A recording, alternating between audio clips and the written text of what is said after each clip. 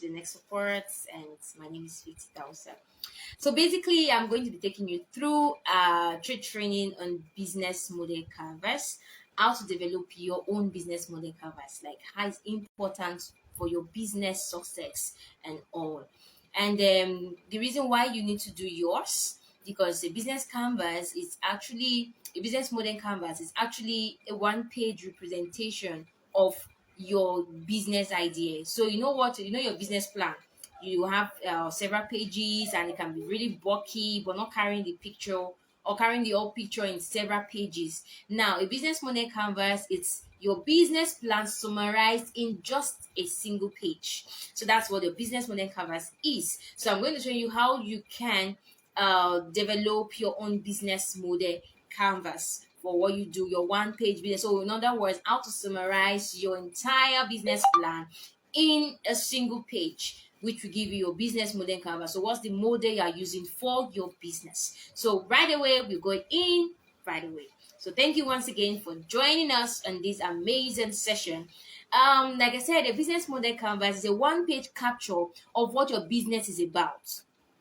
So it's something that represents your business. So I'm going to be giving you the key areas of what your business model canvas should contain. So basically we look at your business model canvas and your business. So your business cannot be bigger than your model or the model canvas you've drawn out, because your business model canvas contains key areas or key aspects that you need to focus on. So basically, it helps you as a business owner, as an entrepreneur, to actually work on things that are important and key for your business. You get. So when you look at you're able to develop your own business canvas, it shows you, okay, these are things you should work on, so you know your key areas. So like I said, it's not the bulky business plan that has a whole lot of pages. You're explaining so many things, but right now you're bringing all those things you've explained, you're bringing them into just a single page. So what it means is that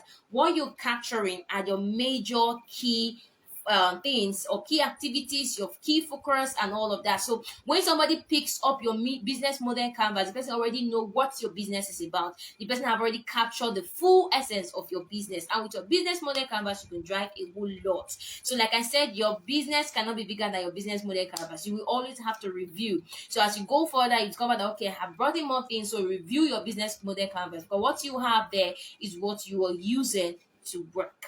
So basically, we have the picture of the business model canvas, which I'll be sharing with you later on. But right now, I'm going to just give you the brief explanation of what it is and how you can develop yours. Then I could send you later, maybe upload or share my page, the picture of it, so that it can also help you and guide you to do yours. So basically, we have two sides. Your business model canvas is divided into two sides. So we have the left side, we have the right side. You get. So the left side, yes, it's your cost side, while the right side is your revenue stream. So this other part, which is the left side, is actually talking about the cost, your expenses, and all of that. While the right side, everything that will be there, it's for your revenue stream. So it's telling you the value aspect. So on a how you weigh your business model canvas to see if it's profitable or if it's working for you or it's going to work for you, is that your revenue aspect or your revenue stream or your value side, which is the right side, should be greater than the cost structure or the cost side of the business model canvas. So a brief look at how the business model canvas is.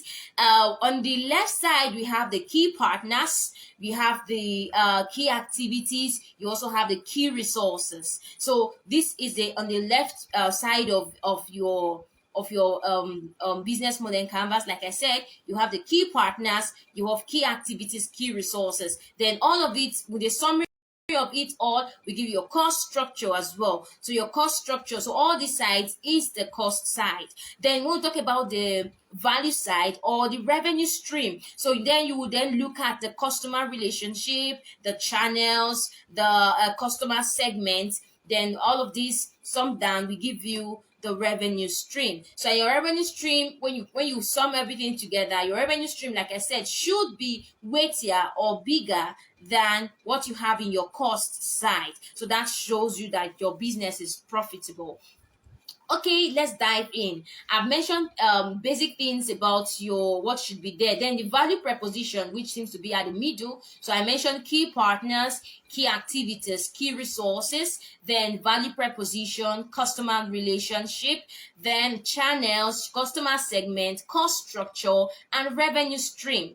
So that's nine. So these are the aspects, that the segments that forms your business model canvas. Now, basically, let's talk about the first part. Now, if you want to develop your business model canvas, you will now have to ask, okay, where should I start from?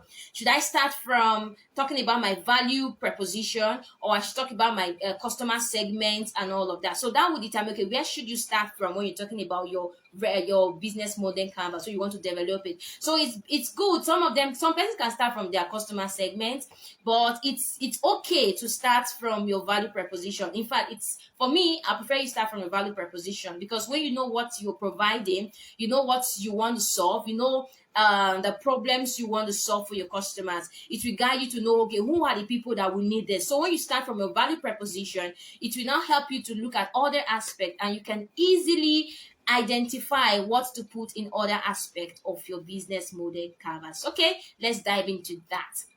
Now, your value proposition. So your value proposition is actually what makes you stand out from your competitors. There are so many persons doing the same business. It's not just you. So what make you stand out? What make you your standard from others? So what customer pain points are you solving?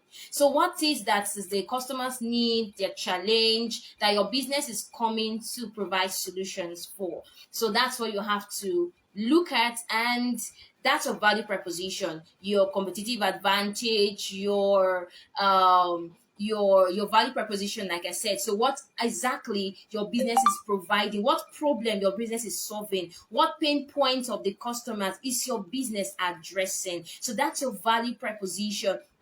And this will also, when you're coming up with that, you have to look at it that, okay, what am I doing with my business? If I look at my products, what are the problem my product is solving?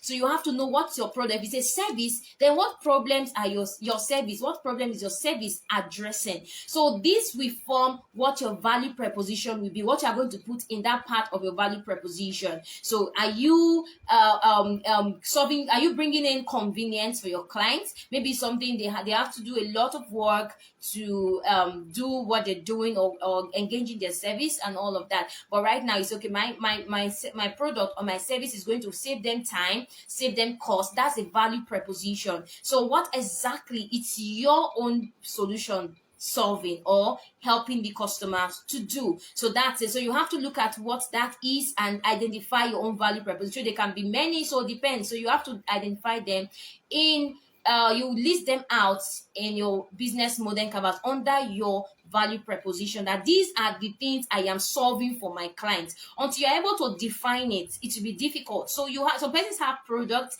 they have services, but they cannot easily tell what their product is actually doing. What makes yours different from others? What are you doing?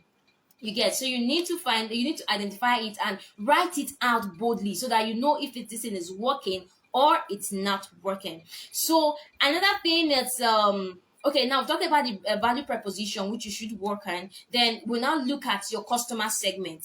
Now you know what your product is going to do, or what your service is going to provide, or the solution you're providing. Now the next thing is, who are the people that needs your solution? So those are your customer segment. So when you go to the customer segment part, still the part under the value side, so you ask yourself, who are my customers? So normally we have what we call buyers personnel. So normally your buyers personnel is a typical representation of who your buyers are. So for example, you can just assume if one of your buyer is named Mary, you got the person Mary, and you say Mary is a banker. Mary is 27 years old. Mary lives in Abuja. Mary does this, do that. She likes this, she likes that. That is a representation of your, so it's an assumed customer, like this is the kind of person I am targeting. So you should actually put it down under your customer segment,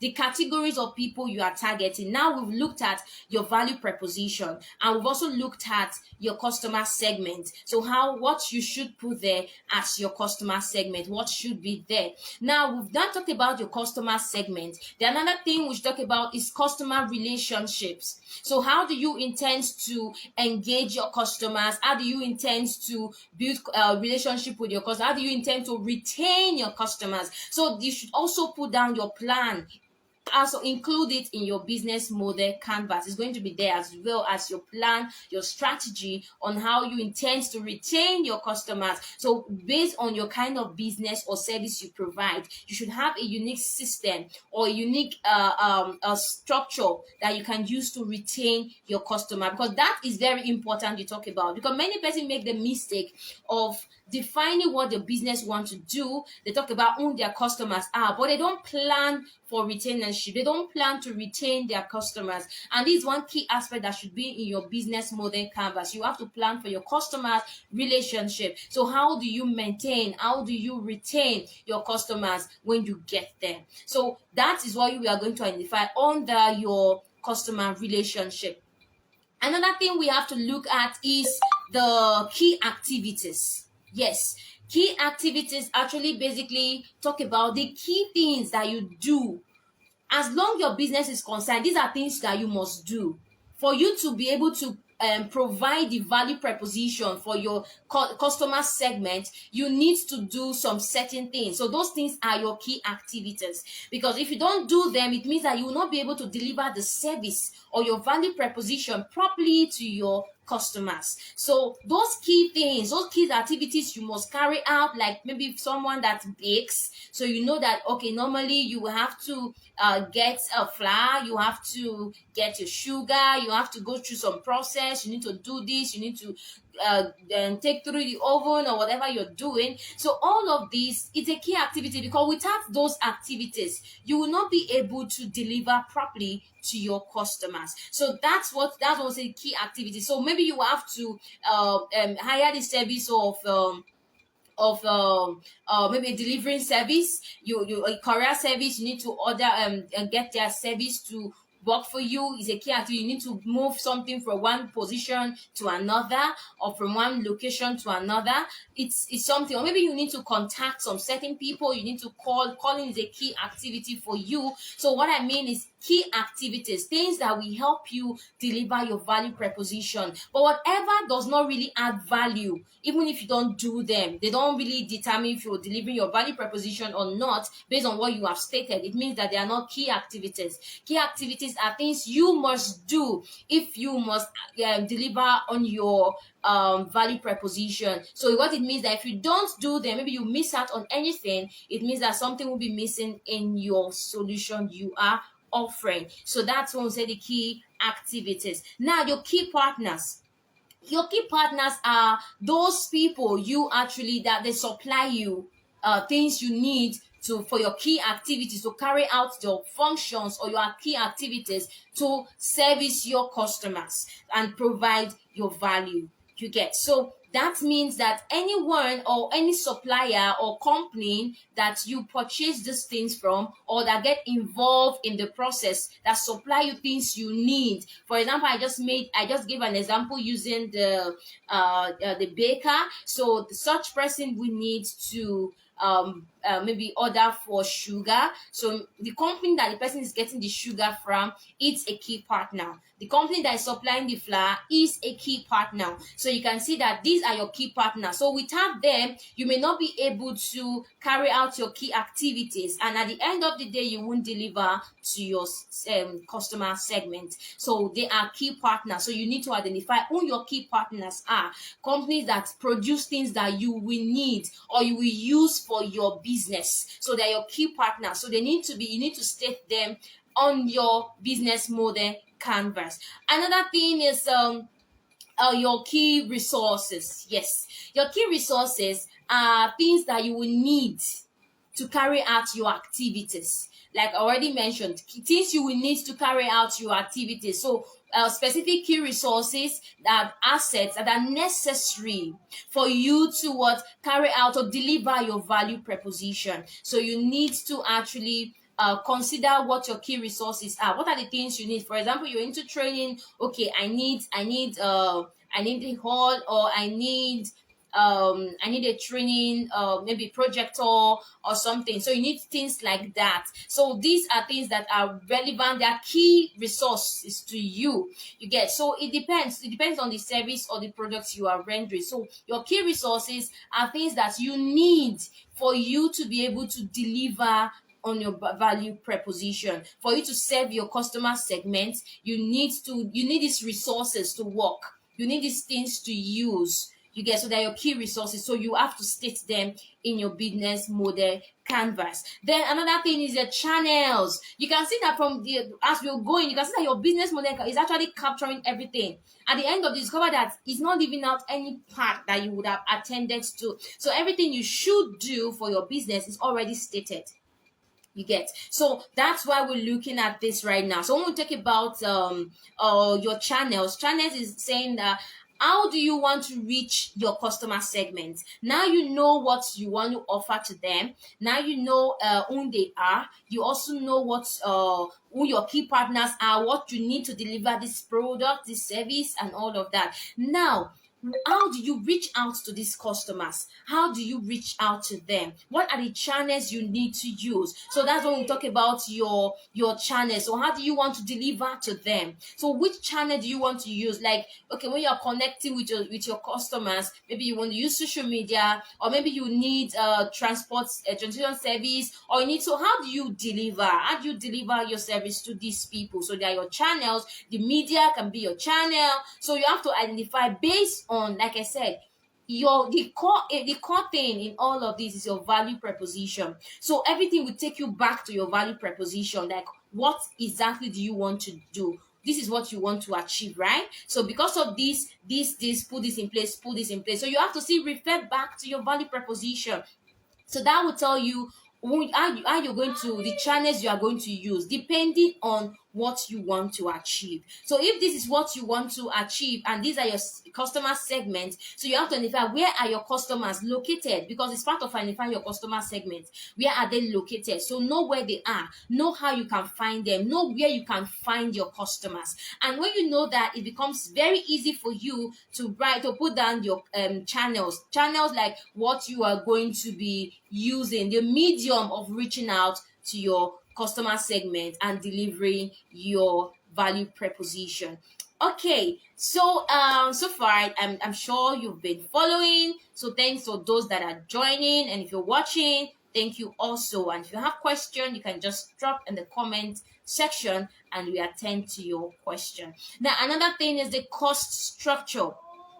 Now, I mentioned before that the side of your key partners, key resources, key activities, all that are the cost side of your business model canvas. So beneath is a cost structure. So your cost structure is not telling you what you will use to get the service of your key partners, what you will use to carry out your key activities, what you will use to acquire your key resources. So these are the things you are going to state in your cost structure. So your cost structure is capturing the costs, the expenses, and what it will cost you to deliver your value proposition, to serve your customer segment. Now, when you go to the other part, which is the revenue stream, so your revenue stream is basically saying how your business is going to generate income. You get. So you're going to let you know that ways the value proposition will generate money for you. So this value proposition you have brought out, that this is what I want to do for my customers. This is how I want to solve my customers' problem, and this is what I want to do for them, and all of that. So your revenue stream is simply going to be telling us what exactly you're going to be doing for your customers, or rather, it's simply telling us what you'll be getting from this service you are rendering, like the value that's going to be coming back to you from the service you are rendering. So that's a revenue stream. So that's why I said before I started, that your revenue stream should be greater than your cost structure. Because when you look at what you are going to cost, what you are going to spend to and get the service of your key partners, to acquire your key resources, and to carry out your key activities, and you also look at what it will cost you, or what your customer segment, your customers will generate for you,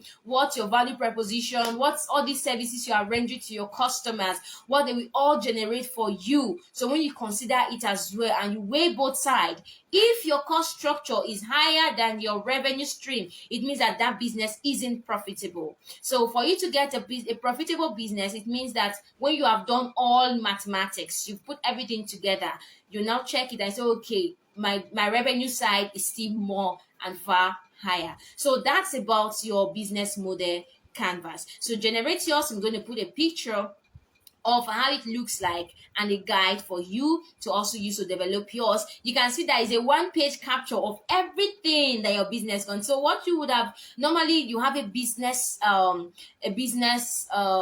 plan. So many persons won't want to take that time to be reading your business plan because it's bulky.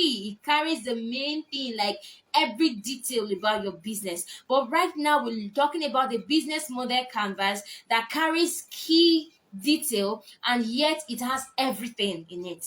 So it has everything. So this is your key, this is your business model canvas structure, and it's good you go back as an entrepreneur and put this thing together, because many persons run and are doing business, they don't know that they've not been able to sort out key things that concern their business. So take that time to ensure that you put things in place for your business, so you know what is working for you, and you have to keep you focused. Because when you know what your key areas are, you will stop wasting time in the things that are not key. So that's why your business model canvas is bringing up to you the key things. So when you sit down to do it, you will now discover that, okay, this is key. So you don't spend so much time attending to things that are not key for your business. Instead, you will focus more on things that are key for your business, and you will get more value for your business. Thank you very much. That's been a wonderful session with you. Like I said, you can still drop your question, drop your comment in the comment box. Thank you for joining us. Please don't forget to follow us on our page, Linux Support. So it's a nice time